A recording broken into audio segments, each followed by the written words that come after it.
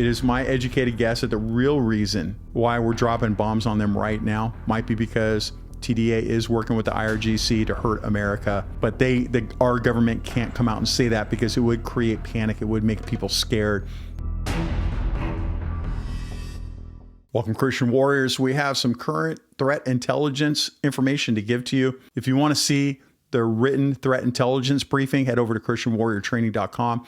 Sign up for my newsletter. I don't spam you. I only give you free training and free intelligence for church security teams. If you're not a believer, it's okay. You can be here. You are welcome to get all this intelligence. We will pray for you that you come to Christ. In the meantime, let's go over all this information that we've got that's come out recently. Now, Command 11, a friend of our channel, is a firm in Pakistan that provides professional intelligence as a service for other people. Command 11's Khalid has informants running in Afghanistan and Pakistan, and he puts out information. Now, just to be upfront, we cannot confirm independently the information that Khalid puts out because they're his sources, but everything that he is putting out over at Command 11 is stuff that we know already, and it's in line with what we observe and see, but he's got some timelines.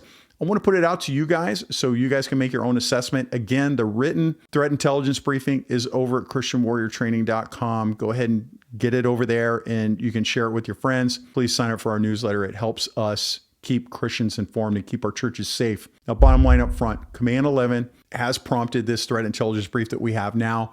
His timelines and specific partnerships, they can't be independently verified like we talked about, but the broader threat environment is consistent with our longstanding concerns. Now, Iran maintains the option to activate networks inside the United States. We have covered that extensively here on this channel. Now, since this assessment was drafted a few days ago, additional open source reporting confirms large-scale U.S. tanker deployments at Udeid Air Base in Qatar, increasing readiness for potential extended operations against Iran. This directly affects you if you're a church security team member or you're worried about the safety of your church. Before we continue on with the purpose of the brief and our key judgments, I just want you to remember, don't turn your church into a bunker. Don't be afraid to go to church. The bad thing about having social media is that you know a ton of information now that you would not know normally. And unfortunately, that makes people scared. If you're scared, then the terrorists win. We don't want you to be scared. We want you to be prepared. I go to church all the time. I just came from church and it's Monday. I am not afraid to go. I'm prepared. If somebody starts something like we saw at the LDS church last week, I'm prepared for that event. And if it happens, I'm ready for it. And I want you to be ready too. And that's the purpose of everything we're doing here. Now, again, the purpose of this brief. A widely followed analyst, Command 11, who we know personally, has posted claims of an imminent IRGC sleeper cell activation in the United States. Now, these claims include timelines for complex coordinated terror attacks and references to IRGC, Tren de Aragua, or TDA as you know them, and Antifa. Now, the U.S. government has not confirmed these timelines, and they won't confirm it if they do know. But we're going to talk about some of the other things that we're noticing around the world that might back up what Command 11 is saying. But the underlying threat intent aligns with what I have previously documented here on Christian Warrior Training. Now, the briefing we're giving you right now provides context for church safety ministries so that you can prepare with clarity with your team. Let's talk about our key judgments. Now, key judgment number one, highly likely would be our imminent threat. Iran retains both the capability and the intent to direct or inspire attacks in the United States through the IRGC. Hezbollah or proxy networks are going to be the ones to initiate all this that would expand into a wider conflict. Now let's talk about likely. So we just talked about highly likely. Let's go down a notch and we'll talk about likely. And it's an elevated threat for us. Tensions in the Middle East are continuing to rise. The U.S. is repositioning, refueling, and bomber assets, and that suggests preparation for potential large-scale operations rather than routine deterrence. Now, if open conflict begins, activation of IRGC or Hezbollah networks inside the United States become increasingly possible. Now, we talked about that previously when we bombed Iran, that you should be prepared for activation of those cells. That didn't happen. In fact, Iran did call for Hezbollah's help, and Hezbollah denied them and said no. There was some internal battles going on there between Iran and Hezbollah in some testing, but I think everybody knew this was going to be a limited conflict and not an all-out war. If we do start something, and we're going to talk about what's going on in Venezuela because I think there is a connection there, but let's move into our possible and unconfirmed but reported key judgments. So Let's go down to possible. This might happen, right? We talked about highly likely and likely. Now, possible. This might happen, might not, but is a moderate threat for us. The IRGC could leverage transnational criminal networks for support. Now, from my counter-narcotics experience, for those of you that have never seen me before, I'm a 30-year cop, 20-year SWAT veteran, but I was also a narcotics detective for a number of years, and I was California's Narcotics Officer of the Year. I train narcs all over the world, from DEA all the way down to local narcotics and everybody in between, drug task forces, Homeland Security. I've had CIA, DIA as students, you name it.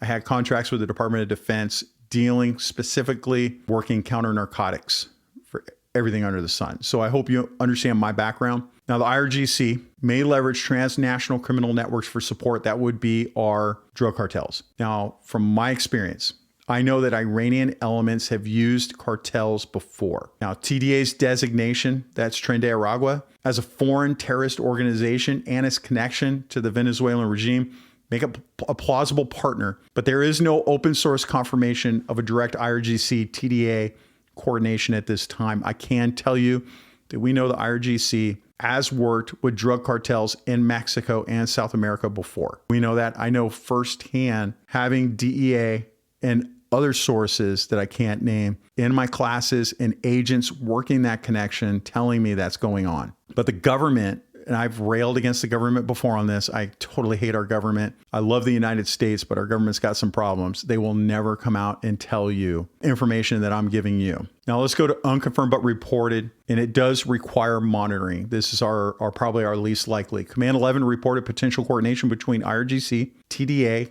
and Antifa in planning those coordinated attacks. Now, while there is no public corroboration of these links, his access to the Middle East sources makes this information worth watching carefully. I suggest you go over to Command 11's Twitter page or X page and give them a follow. Tell them that we sent you and just monitor what he's putting out. I think he does put information out that is worth monitoring and paying attention to. Now let's talk about background and supporting facts. An interview with a Joint Terrorism Task Force agent tasked with monitoring and investigating Hezbollah. You can look at that here on this channel here at ChristianWarriorTraining.com, or you can head over to our newsletter. We wrote up the whole interview. Now, he stated, this is a guy whose job is to investigate Hezbollah for the U.S. government. He stated that if the United States and Iran entered open war, Hezbollah and the IRGC sleeper cells in America would likely be activated. That is when the regime thinks that they are at risk of losing power. That is the key element there. That's why we didn't see anything on the last time. They weren't afraid of losing power. Now, limited strikes in the past, they didn't cross that threshold, but a wider conflict could. Now, when you look at the link between IRGC and cartels, in 2011,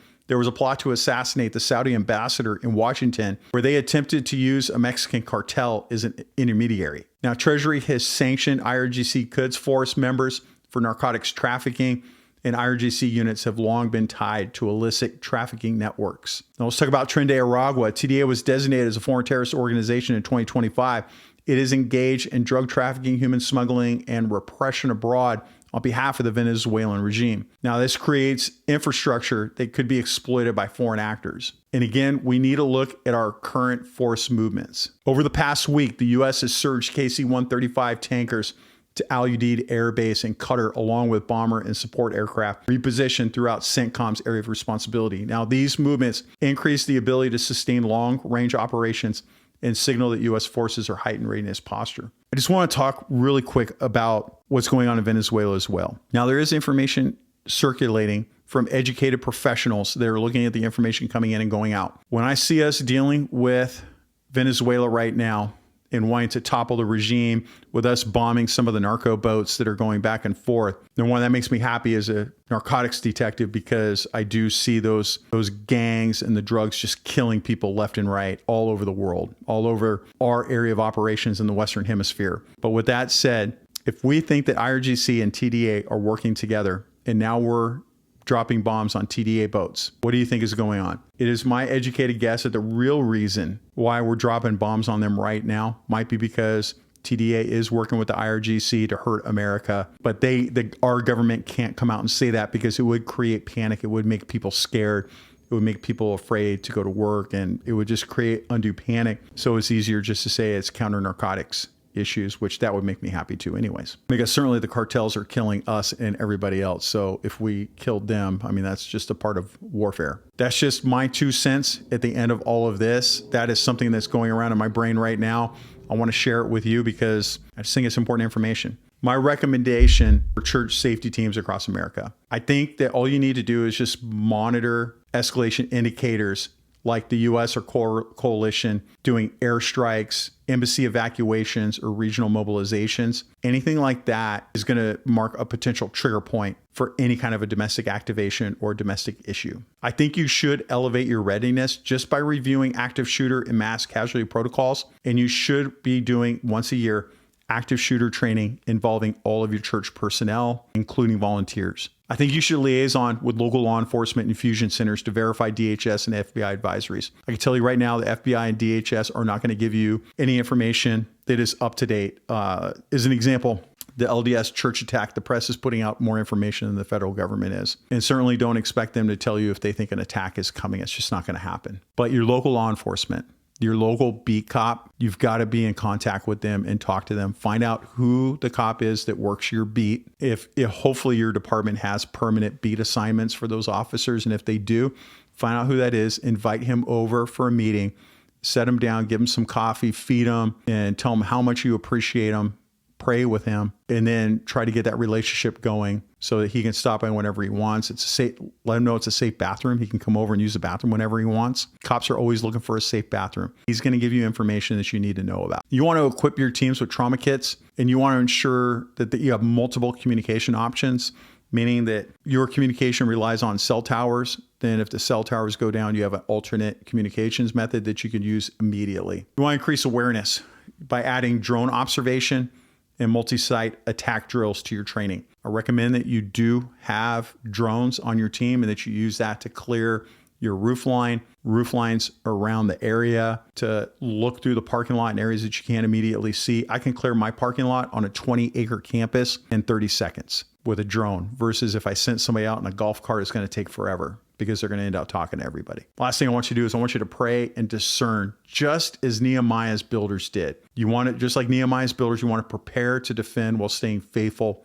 to God's calling. I recommend that you pull out Nehemiah and do a Bible study on it for the next week or two and just look at what Nehemiah did and just copy his example. That's the end of our brief. Let me know down in the comments, do you still want this information? I held on to this for a couple days because it's not telling you anything more that I haven't told you already, except for Command 11 is giving us a timeline. And I do have enough respect for him to put, that I should at least consider that information and put it in the back of my head. But I look at it like this. People talk about the rapture and they try to do, like, remember TikTok, they were trying to say, oh, the rapture is going to happen on Friday. Look, Jesus told us we're not going to know when he returns. Well, we don't know when Al-Qaeda, ISIS, IRGC, or any of those people are going to attack, or all the lone wolf attackers. We don't know when they're going to attack, but we know that the left has called for the lone wolf attackers to leave the normal people alone and to attack churches. ISIS and Al-Qaeda has said to go attack churches. We have IRGC saying that they want to come attack America, and we know that they're working with TDA, and we just happen to be bombing TDA in Venezuela right now. Do you see how everything's lining up? Do I think you need to panic? No, I don't. I just think you need to be prepared. Don't turn your church into a bunker. Just be aware. Subscribe to Christian Warrior Training here. Do it over at christianwarriortraining.com and get my newsletters. So I don't put everything out on YouTube. So make sure you head over there too. And I want you to pray just for our readiness and our discernment and able to stop any attacks so we don't have what happened at the LDS ward last week, that we don't have that happen to anybody else, that we can be like the other Michigan church, Cross Point, just an hour away, that stopped their attacker and killed him so that he never got inside and can never hurt anybody. We want that, and we want to pray for that instead of what happened at the LDS church. I hope this helps. Go to christianwarriortraining.com and get free resources to start your church security team. Please pray for all of our teams. I would love a couple of prayers myself. I love the prayers that I've been getting. Thank you. And I want you to remember your ABCs. Always be caring.